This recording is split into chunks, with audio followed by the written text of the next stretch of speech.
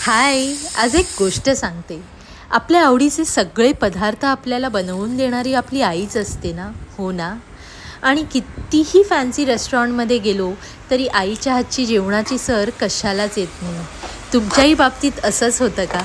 आमच्याही बाबतीत नेमकं असंच झालं जेव्हा 2013मध्ये माझी आई आजारी पडली.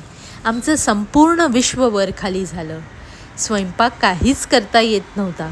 साधा वरण भाताचा कुकरसुद्धा आम्हाला शेजारच्या काकूनं लावायला शिकवला.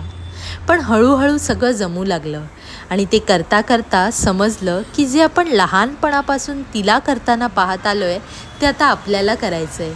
आपल्या आवडीचे सगळे पदार्थ बनवून इतरांनाही खाऊ घालायचे आहेत आणि स्वतःही खायचे आहेत. मग काय हळूहळू प्रयत्न करून सगळं बनवायला शिकलो. पण कुठेतरी तिच्या हातची चव मात्र मिस करतो आजही. तिच्या रेसिपीज बघून खूप पदार्थ बनवले. अगदी चटण्या, कोशिंबिरी, भाज्या, आमटी, इतकंच काय आजारी पडल्यावर पेजसुद्धा, मासे आणि चिकनसुद्धा सगळं बनवायला शिकलो.